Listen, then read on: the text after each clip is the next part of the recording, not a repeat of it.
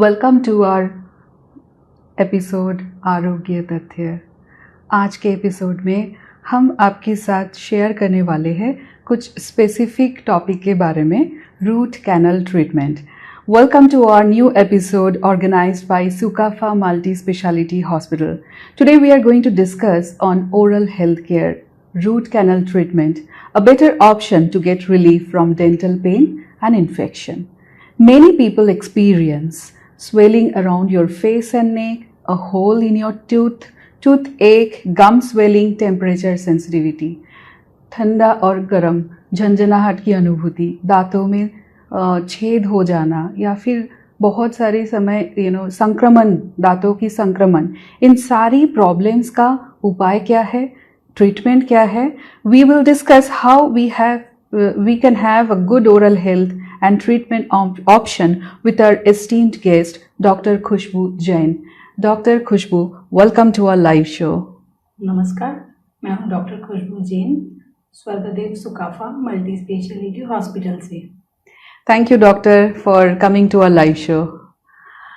आज हम आपके साथ कुछ स्पेशल क्वेश्चन आंसर्स दर्शकों की तरफ से हमारे पास पहुंचे हैं और उसी प्रश्न के उत्तर हमारे साथ डॉक्टर खुशबू जैन हैं जो आपके साथ शेयर करने वाले हैं।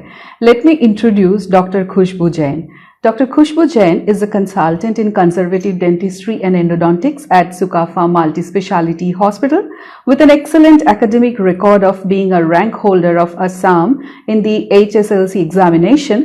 Dr. Khushbu Jain did her BDS and MDS from Regional Dental College, Guwahati with a gold medal. Her area of interest include root canal treatment, crown and bridge prosthesis, open apex treatment, inlays, onlays, endocrowns, and many other dental procedures and surgeries. With excellent clinical proficiency in endodontics, she kept upgrading herself with the latest advancements in conservative dentistry and endodontics through various conferences at national and state level. She was a part of the scientific and organizing committee of the 35th Indian Association of Conservative Dentistry and Endodontics National Conference held at Guwahati 2021. Also, she is a member of NMO. With her great academic career, she has joined with Sukafa Hospital. Today we are going to discuss many interesting information with Dr. Khushbu Jain. Dr. Khushbu Jain, once again हमारे आज का आरोग्य तथ्य programme में आने के लिए आपका बहुत बहुत धन्यवाद। Thank you. आज हमारे पास दर्शकों ने बहुत सारे क्वेश्चंस भेजे हैं, उन्हीं में से कुछ क्वेश्चंस का आंसर हम दर्शकों के साथ आज शेयर करने वाले हैं। Doctor, what is the main cause of tooth infection? दांतों का संक्रमण होने का जो मुख्य कारण वो क्या है? तो सबसे पहला कॉज जो हम सभी जानते हैं, डेंटल केरीज हो गया सबसे पहला कॉज, यानी कि दांतों में जो सड़न हो जाती है या उसे हम डिके भी कहते हैं, तो वो सबसे पहला कारण है। तो वो होता क्यों है हमारे दांतों में? तो जो हम लोग फूड इंटेक लेते हैं या हम लोग फ्रीक्वेंट स्नैकिंग लेते हैं या हम लोग सुगरी फूड खाते हैं या आजकल के फूड स्टिकी होते हैं, तो दांतों में स्टिक हो जाते हैं, तो उनमें माइक्रो ऑर्गेनिजम्स जैसे स्ट्रेप्टोकोकस म्यूटेंस, लैक्टोबैसिलस, ये सब एसिड प्रोड्यूसिंग बैक्टीरिया है। अच्छा। तो ये सब सुगर फूड में एक्ट करते हैं, तो ये सब एसिड प्रोड्यूसिंग बैक्टीरिया है। तो ये लोग क्या करते हैं, फूड को फर्मेंट करते हैं, फर्मेंट करके एसिड बनाते हैं हमारे दांतों में। तो वो एसिड से क्या होता है, दांतों का डीकैल्सिफिकेशन होता है या डिस्ट्रक्शन होता है, तो उसी से हमारे दांतों में जो हमें कैविटेशन मिलता है, तो वही है डेंटल केरीज। मेन रीजन ये है। तो और कारण हो गया, जैसे हम लोग कभी ब्रशिंग इग्नोर करते हैं या हम सोचते हैं कि आज हम ब्रश नहीं करेंगे, तो वैसे इग्नोरिंग के कारण क्या होता है, हमारे दांतों में धीरे धीरे सॉफ्ट डिपॉजिट जमा हो जाता है, तो उनमें माइक्रो ऑर्गेनिज्म कॉलोनाइज करने लगते हैं। अच्छा। तो वो सॉफ्ट डिपॉजिट फिर हम लोग फिर से ब्रश करेंगे तो भी वो सॉफ्ट डिपॉजिट नहीं जाते, और वो सॉफ्ट डिपॉजिट में धीरे धीरे हमारे मुंह में सलाइवा रहता है, सलाइवा में मिनरल्स होते हैं, या हम लोग फूड खाते हैं, फूड में भी मिनरल्स होते हैं, तो वो सब सॉफ्ट डिपॉजिट के ऊपर मिनरलाइजेशन कर देते हैं। फिर वो धीरे धीरे कैलकुलस जब बोलते हैं वो बना देते हैं दांतों में। कैलकुलस मतलब पत्थर की तरह पत्थर। कुछ हो जाता है, जो हम लोग बोलते हैं दांतों में पत्थर हाँ, हो गए। जी हाँ, अच्छा अच्छा। वही दांतों में जमा हो जाता है, तो अच्छा। वो येलोइश डिपॉजिट, हार्ड डिपॉजिट, तो वो ब्रश करने पर भी नहीं जाते हैं। तो वो जब कैलकुलस हो जाती है तो हमारे दांतों में साइड में पॉकेट्स हो जाते हैं, तो वो पॉकेट से भी बैक्टीरिया ट्रेवल करते हैं और दांतों में इन्फेक्शन करते हैं। राइट। तो दांतों का जो ये इन्फेक्शन है, दांतों में इन्फेक्शन हुआ है, वो कैसे पता चलेगा? लाइक उसका कुछ सिम्टम्स आप शेयर करना चाहेंगे? तो जैसे कि जब कैरीज हो जाते हैं, डेंटल कैरीज हमारे दांतों में, तो हमारे दांतों में कुछ लेयर्स होते हैं। सबसे आउटर मोस्ट यानी कि फर्स्ट लेयर जो होता है वो है इनामेल। ओके। फिर सेकंड लेयर है हमारे दांतों में डेंटिन। फिर इनर मोस्ट लेयर है पल्प, जहाँ पे ब्लड सप्लाई, नर्व सप्लाई रहता है हमारे दांतों का। तो जब बैक्टीरिया पल्प में पहुंचती है, पहले इनामेल फिर डेंटिन, फिर धीरे धीरे पल्प में पहुंच जाती है, तब हमें दांतों में पेन होता है। तो वो जो डेंटल पेन होता है, पेशेंट पेन का कंप्लेन लेके आते हैं जी। तो सबसे मेन कारण डेंटल ट्रीटमेंट का पेन है, जो कि पेशेंट उसके रिपोर्ट से आते हैं। और या कभी कभी क्या होता है कि इग्नोरेंस के कारण पेन के हम लोग पेन किलर खा लेते हैं, तो धीरे धीरे पेन, क्योंकि हम लोग ज्यादातर अवॉइड करने की कोशिश करते हैं, कैसे भी मैनेज ट्रीटमेंट। या जी, एग्जैक्टली। तो धीरे धीरे क्या, कभी पेन रिलीफ हो जाए अगर, तो वो बैक्टीरिया हमारे दांतों में, जैसे जब हम लोग ओरल कैविटी में देखते हैं, यानी कि माउथ में हमारा जब देखते हैं, जो हमें व्हाइट कलर का पार्ट दिख रहा है दांतों में, वो है क्राउन पार्ट। अच्छा। और दांत के अंदर जो गम्स के अंदर जो प्रेजेंट है वो है रूट पार्ट। तो बैक्टीरिया जब पल्प से रूट के एपेक्स में मतलब रूट के नीचे सबसे बॉटम ऑफ द रूट पहुंच जाती है, तब वो क्या करते हैं, एपेक्स में इन्फेक्शन करते हैं, तो एब्सेस फॉर्म करते हैं। तो वो हमें एक्सरे के थ्रू भी दिखता है और पेशेंट भी एब्सेस का कंप्लेन लेके आते हैं। और कभी कभी क्या होता है कि मतलब स्वेलिंग और पस टाइप का ये सब। जी हाँ, एग्जैक्टली, पस डिस्चार्ज का कंप्लेन लेके आते हैं। और कभी क्या होता है, इन्फेक्शन ट्रेवल करके बोन में पहुंच जाते हैं, तो बोन का इन्फेक्शन हो जाता है, स्वेलिंग मिलेगा हमें, तो ऑस्टियोमाइलाइटिस हो जाता है। और कभी क्या होता है कि एब्सेस, जो बैक्टीरिया एपेक्स में पहुंचते हैं, कभी कभी ग्रेनुलोमा फॉर्म हो जाते हैं, तो वो ग्रेनुलोमा धीरे धीरे नेक्रोसिस होता है वो जगह में, उसमें सिस्ट होने का भी चांसेस रहता है, तो तब भी स्वेलिंग होने का चांसेस रहता है हमारे दांतों में। और या कभी कभी क्या होता है, इन्फेक्शन स्प्रेड हो जाते हैं हमारे मुंह पे, तो सॉफ्ट टिश्यू वगैरह सब कुछ इन्वॉल्व कर ले, तो उसे हम, वो कंडीशन को हम लोग सेलुलाइटिस बोलते हैं। तो सेलुलाइटिस में क्या होता है, पेशेंट पूरा स्वेलिंग लेके आते हैं मुंह का, और वो हार्ड स्वेलिंग रहते हैं। जो आप जो बोल रहे स्प्रेड हो जाते हैं, मतलब कहाँ तक वो स्प्रेड हो सकता है इन्फेक्शन? एक दांत से अगर एक दांत से पूरा ऑर्बिट के एरिया में फैल सकता है, नीचे का पूरा हमारे सर्वाइकल फासा वगैरह, जॉ वगैरह पूरा इन्वॉल्व, पूरा मुंह इन्वॉल्व कर सकते हैं वो इन्फेक्शन। तो वो काफी वो भयानक हो सकता है। जी अगर, हाँ, बिल्कुल। अगर वो सेलुलाइटिस जो हम लोग बोलते हैं, तो उसमें तो हमें राइज इन टेम्परेचर वगैरह मिलेगा, और कभी क्या होता है, इन्फेक्शन ब्रेन में भी ट्रेवल कर सकते हैं। अच्छा। तो हम वो सिचुएशन को बोलते हैं कैवर्नस साइनस थ्रोम्बोसिस, तो वो लाइफ थ्रेटनिंग भी हो सकते हैं। या नीचे का जो का इन्फेक्शन, कभी कभी क्या होता है, सारे स्पेसेस, हमारे दांतों में कुछ कुछ स्पेसेस होते हैं, जैसे कि सब मैंडिबुलर स्पेस, सबलिंगुअल स्पेस, तो ये सब स्पेसेस अगर और पूरा लोअर जो को इन्वॉल्व कर दे, तो हमारा लुडविग्स एंजाइना बोलते हैं, उसमें भी पूरा स्वेलिंग, नीचे गले तक स्वेलिंग मिलेगा हमें, तो उसमें टंग का ऑब्स्ट्रक्शन होने का चांसेस रहता है, तो जिससे पेशेंट ब्रीथ नहीं कर पाएगा। अच्छा। तब भी लाइफ थ्रेटनिंग हो सकता है, पर इतना डरने की जरूरत नहीं है, बचा सबका सॉल्यूशन है हमारे पास, वो कंसल्टेशन लेने से सबका सॉल्यूशन मिलेगा। राइट। सो यही है कि अगर कोई भी सिम्टम्स है, इनिशियल स्टेज में ही पेन है, तो उसको इग्नोर नहीं करना चाहिए, क्योंकि आप जैसे बता रहे हो कि वो जैसे कि एक पेड़ होती है, उसके जड़ होते हैं, तो ये भी दांतों का जैसे आपने एक्सप्लेन किया है, क्राउन है और एक पल्प है, तो मतलब पल्प हो गया उसका जैसे पेड़ का जड़, और वहां पे अगर इन्फेक्शन है तो वो काफी खतरनाक हो सकता है, जो ट्रैवल कर सकता है, गला, फेस, इवन ब्रेन तक भी पहुंच सकते हैं। तो इमीडिएटली कोई भी पेन है, we should not ignore, that's what, right.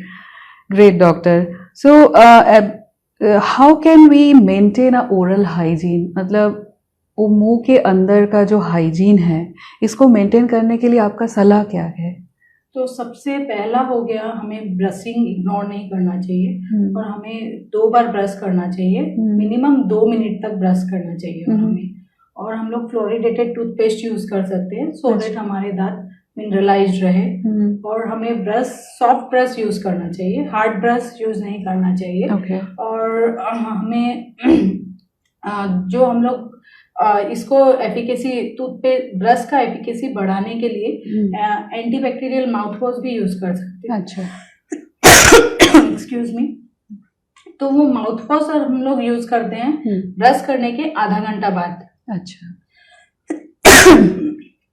क्योंकि माउथ वॉश में क्या होता है, कुछ कैटायंस होते हैं जो हमारे, अगर हम इमीडिएटली ब्रश करने के बाद अगर माउथ वॉश यूज करें तो वो कैटायंस दांत में डिपॉजिट होने का चांसेस रहता है। ओके।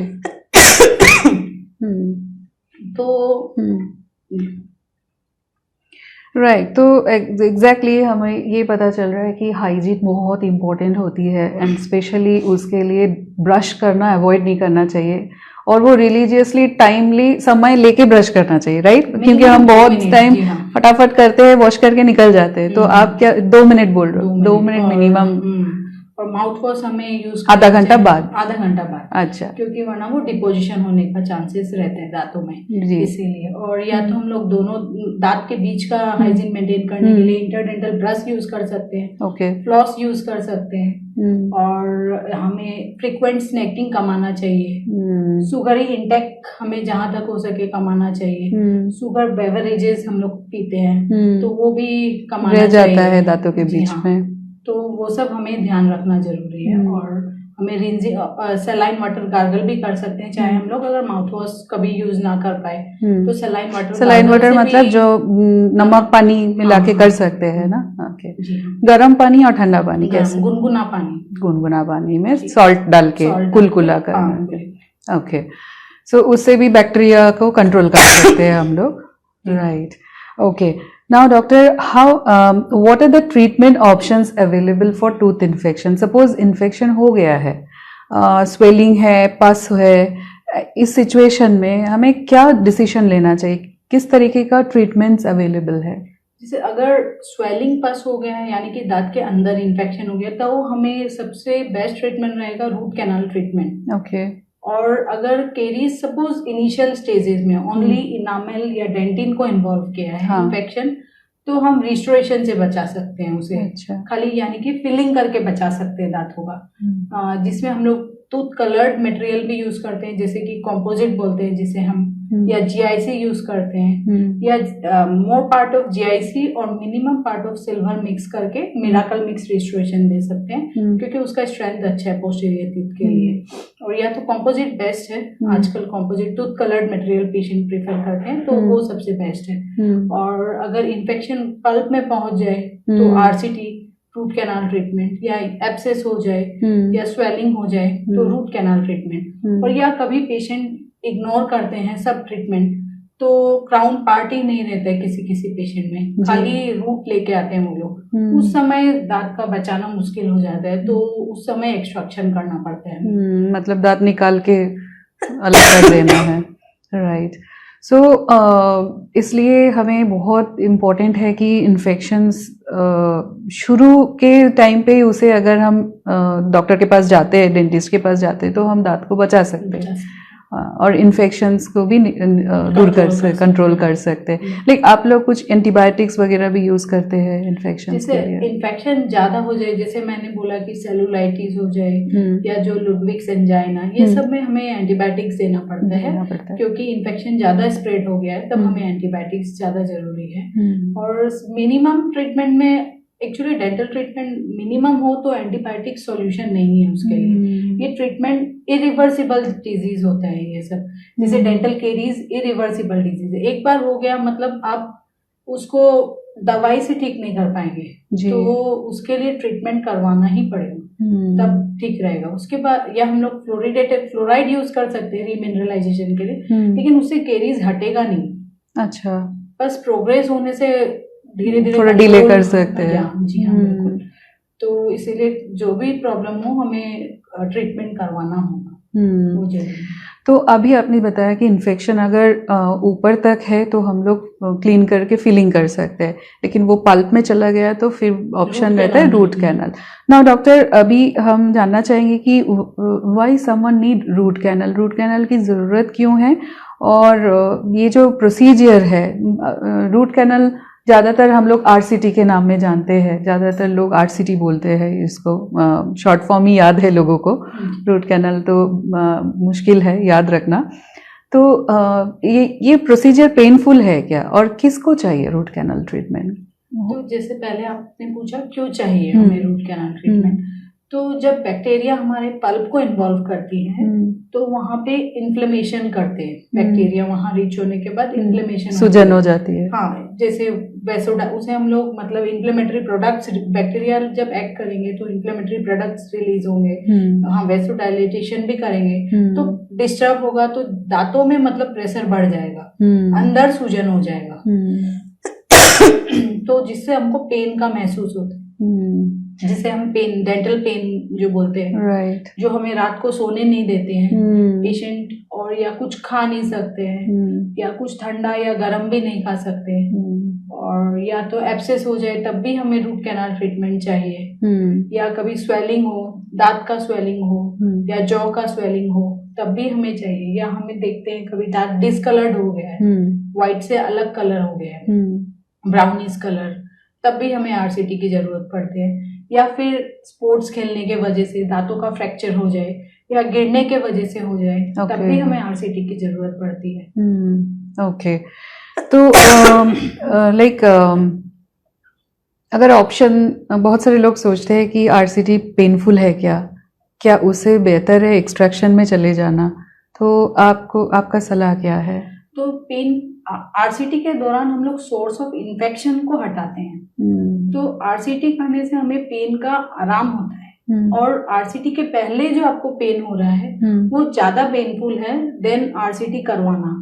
आरसीटी करवाने से हमें दर्द का रिलीफ मिलता है, तो और आरसीटी करने के वक्त हम लोग दांत को एनेस्थेसाइज करके करते हैं, तो वो जगह सुन्न हो जाती है, नम हो जाती है, उसके बाद आपको कुछ फील नहीं होता है जब हम लोग आरसीटी करते हैं, तो उससे भी आपका पेन रिलीफ होने का चांसेस रहता है। तो इसीलिए आरसीटी के फिर हम लोग सोरे दांत को फिर से हेल्दी बना पाए, फिर से आप खाना खा पाए, सो पाए अच्छी से, इसीलिए आरसीटी को मतलब पेनफुल नहीं है, जो हम लोग सोचते हैं पेनफुल है, उससे हमें पेन का आराम मिलेगा, ना कि हमें दर्द होगा। Right, so it's like any way better than extraction, as much as possible if we can save the tooth, right? अगर वो उसके बाहर चला गया, जैसे आप बोला है कि ऊपर का क्राउन पार्ट ही नहीं है, एकदम इन्फेक्टेड, तब जाके एक्सट्रैक्शन, बट उसके पहले जितना हो सके हम कोशिश कर सकते हैं दांतों को बचा के रखने का विद आरसीटी। और एक्सट्रैक्शन करने से ये होता है कि हम जब खाता है तो हमारे नॉर्मल क्या रहता है, ऑक्लूजन जैसे रहता है ना, अपर दांत हमारे लोअर दांत से टच होती है, तो वो नॉर्मल ऑक्लूजन है हमारी। तो अगर हम लोग दांत को एक्सट्रैक्ट कर दे तो हमारा दांत का ऑक्लूजन डिस्टर्ब हो जाएगा, जिससे हम अच्छी से च्यू नहीं कर पाएंगे, तो आप हेल्दी नहीं रह पाएंगे, दांत को हेल्दी मेंटेन, और इससे हमारा टीएमजे में भी डिस्टर्ब हो सकता है, टीएमजे जॉइंट में कभी पेशेंट प्रॉब्लम लेके आ सकते हैं, और या क्या होता है कि दांत को निकाल देने से सामने का दांत, जो दो दांत रहते हैं वो टिल्ट हो जाते हैं, उससे भी हमारा ऑक्लूजन डिस्टर्ब हो सकता है, तो उससे भी पेन आ सकती है। तो सबसे जो नेचुरल है वो चीज को बचा लेना अच्छा है, एक्सट्रैक्ट कर लेना सही है। Very very valid point, you know, जो नेचुरल है उसको प्रिजर्व करना है और उसके लिए सही समय पे सही डिसीजन लेना है। Right doctor. Now doctor, since आपने आरसीटी के बारे में बताया है तो और भी कुछ क्वेश्चंस है हमारे मन में आरसीटी को लेके, like you know how many sittings will take RCT, क्या एक प्रोसेस है इस ट्रीटमेंट का, कितने सिटिंग्स होती है, लाइक क्या है वो प्रोसीजर? तो ये सिचुएशन हर पेशेंट का रेस्पॉन्स पे डिपेंड करता है, सब पेशेंट का अलग अलग रेस्पॉन्स होता है, बॉडी रेस्पॉन्स सबका अलग अलग रहता है, और सोर्स ऑफ इन्फेक्शन जैसे अगर रिसेंट हो तो, और दांत वाइटल हो, यानी कि नर्व सप्लाई, ब्लड सप्लाई वगैरह डिस्टर्ब ना हो, तब हम लोग वाइटल टूथ में आरसीटी सिंगल सीटिंग में कर सकते हैं। ओके। और अगर दो दांत नॉन वाइटल हो जाए तब 1 से 2 सिटिंग हमें चाहिए होता है, सो डेट आपका दांत हेल्दी बना पाए, नॉर्मली सो डेट आप च्यू कर पाए। तो इसीलिए कभी 1 से 2 सिटिंग लगता है और कभी हम सिंगल सिटिंग में भी कर सकते हैं। Okay, right. एंड आरसीटी क्या थर्ड मोलर और विजडम टूथ, मतलब हमारे जो लास्ट में जो दांत है, इन सब में भी आरसीटी हो सकता है क्या? जी हाँ, ये सब थर्ड मोलर में भी अगर पेशेंट का माउथ ओपनिंग अच्छा हो तो हम लोग कर सकते हैं, और दांत अगर इरप्ट हो, मतलब निकला हुआ हो ओरल कैविटी में, तब हम लोग कर सकते हैं। पर दांत अगर गम्स के अंदर हो तब तो पॉसिबल नहीं है, लेकिन अच्छी से ग्रो हुआ हुआ है तब कर सकते हैं। और कभी कभी पेशेंट आते हैं मेरे पास जैसे कि उनका सेकंड मोलर नहीं है और थर्ड मोलर क्या करते हैं, तब सेकंड मोलर का थोड़ा जगह ऑक्यूपाई कर लेते हैं, तब वो सब केस में भी बचा लेना जरूरी होता है, वरना वो लोगों का ऑक्लूजन, पोस्टीरियर ऑक्लूजन ही नहीं रहेगा। तो वो सब केस में भी आरसीटी कर लेना बेटर है। Okay, right. So I think this is really very eye-opening that, you know, not always that every pain and every infection, the solution would be antibiotic and subside, you know, try to subside as much as possible the pain. And then on and off again and again, then pain will come and then slowly it will spread to other part of the body also. So better option would be to see a dentist and take a right decision if needed. If the infection, you know, reaches the pulp, we must consider RCT because we can save the teeth. Right. Thank you so much, doctor, for your valuable opinion. Now, this one more question we would like to ask. Like, what would be your suggestion for the kids and the parents to maintain a healthy oral hygiene? तो बच्चों के दांत 6 months की उम्र से आने लग जाते हैं और 3 साल तक आते रहते हैं। तो जब फर्स्ट दांत इरप्ट होते हैं बच्चों के, तो वो हमें कॉटन गॉज से वाइप करना चाहिए। ओके।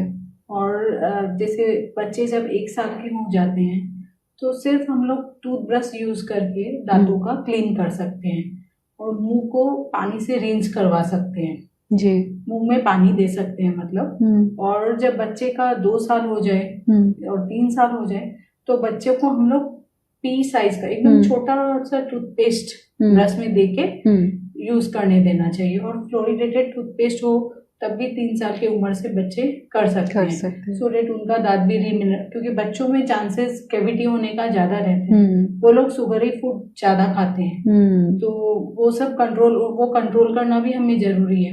और अगर बच्चे चॉकलेट्स खाते हैं तो माउथ को रिंस करवा दीजिए, पानी से कुली करने देना चाहिए हमें बच्चों, मतलब हर बार जब भी वो खाते हैं तब बेटर है कुली करना। ओके, जी हाँ, वरना डिके होने का चांसेस ज्यादा रहते हैं, जिससे हमारा टूथ इफेक्ट हो सकता है। जी, राइट।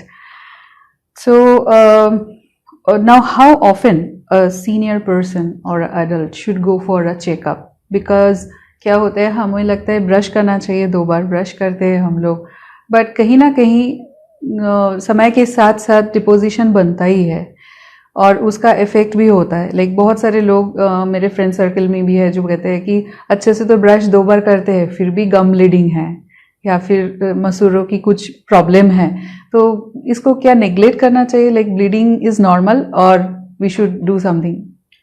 जब भी ये प्रॉब्लम होने पर भी हमें ब्रशिंग छोड़ना है, ये नहीं करना है। और ये ब्लीडिंग गम्स मेनली जब हमारा कैलकुलस वगैरह डिपॉजिट हो जाते हैं तो उसके लिए हमारा ऑरल प्रोफाइलेक्सिस करना जरूरी है। ओके। तो दांतों का सफाई करवाना चाहिए हमें, तो वो ट्रीटमेंट लेना चाहिए और उस दौरान हम लोग एंटीबायोटिक भी देते हैं, तो वो भी कवर करना पड़ता है सो डेट आपका ब्लीडिंग कंट्रोल कर पाए हम लोग, इन्फ्लेमेशन ऑफ गम्स जो हो जाते हैं वो इन्फ्लेमेशन को कंट्रोल कर पाए। राइट। और visit every 6 months to 1 year के बीच में डेंटल विजिट करना जरूरी है, सो डेट हम हमारे दांतों को कोई भी इनिशियल स्टेज में अगर प्रॉब्लम है तो हम ट्रीटमेंट इनिशियल स्टेज में कर ले तो प्रोग्रेशन नहीं होगा डिजीज का। राइट। तो इसीलिए एवरी 6 मंथ्स टू 1 ईयर में we must do for a checkup. या इट्स सो इम्पोर्टेंट, राइट? भगवान ने हमें 2 बार मौका देते हैं, एक बचपन में और उसके बाद दांत चेंज होने के बाद सेकेंड सेट, उसके बाद और कोई ऑप्शन नहीं है। तो ऐसे दांतों, अनमोल दांत जिसको बहुत बहुत देखभाल करना ज़रूरी है, जैसे हम अदर बॉडी पार्ट्स के लिए जितना मेहनत करते हैं सुंदर दिखने के लिए या फिर हेल्दी रहने के लिए, तो दांत भी उसी का ही एक हिस्सा है और उतना ही उसको मेंटेन करना ज़रूरी है. And that's why maybe we must go for a dental checkup as doctor suggested every 6 months or yearly once. We should go for a oral screening, oral checkup, and do our regular stuff as well as clinically also we should go for cleaning, जिसको हम scaling बोलते हैं, scaling procedures. So okay, good. Thank you so much, doctor. Now lastly, we want to share some important message to our audience today. Like kindly share a message to our audience on oral cancer prevention or awareness. जैसे कि मुंह के अंदर का cancer बहुत ही खतरनाक बीमारी है जिसको शायद हम रोक सकते हैं. इसके बारे में आपका क्या राय है? तो जैसे कि according to WHO global oral health report के दौरान ये देखा गया है कि 3.5 बिलियन पीपल अफेक्ट हो रहे हैं ओरल कैंसर के दौरान. तो क्वाइट अ हाई नंबर. तो ये इसका मेन रीजन ये हो गया स्मोकिंग के वजह से या चेविंग टोबैको के वजह से या अल्कोहल लेने के वजह से या ओरोडेंटल इंजरी हो जाए, जैसे हमारा अगर सांप कास्प हो और या हम कोई पेशेंट डेंचर पहनते हैं तो भी अल्सर होने का चांसेस रहता है. अच्छा. तो ये सब हमें देखना चाहिए. और अगर हमारे मुंह में कोई भी नॉन हीलिंग अल्सर अगर है 2 वीक से ज्यादा अगर प्रेजेंट हो तो हमें सतर्क रहना चाहिए. या हमारे दांतों में अगर या हमारे गम्स वगैरह में अंदर सरफेस ऑफ लिप्स में या टंग के नीचे में या हमारे बक्कल म्यूकोजा, दांत के जो साइड में म्यूकोजा है उसमें अगर हमें कुछ भी रेड पैच या वाइट पैच दिखाई दे, स्पेशली बक्कल म्यूकोजा में, तब हमें सतर्क रहना चाहिए. और जो कि बहुत काफी दिनों से हील नहीं हुआ हो तो हमें सतर्क रहना जरूरी है. और ये सब के लिए हमें सबसे ज्यादा इम्पोर्टेंट बात है कि हम लोग जो हमारा हैबिट, अगर हम लोग पेशेंट देखते हैं तो कोई हैबिट में आ जाते हैं स्मोकिंग करने का या टोबैको च्यू करने का या अल्कोहल लेने का, वो सब हमें कंट्रोल करना जरूरी है. हम क्विट करना जरूरी है हैबिट को, सो दैट हम अच्छे से च्यू कर पाए. अगर हम अच्छा खाएंगे तभी हम स्वस्थ रह पाएंगे. तो ये सब हमें इग्नोर करना चाहिए.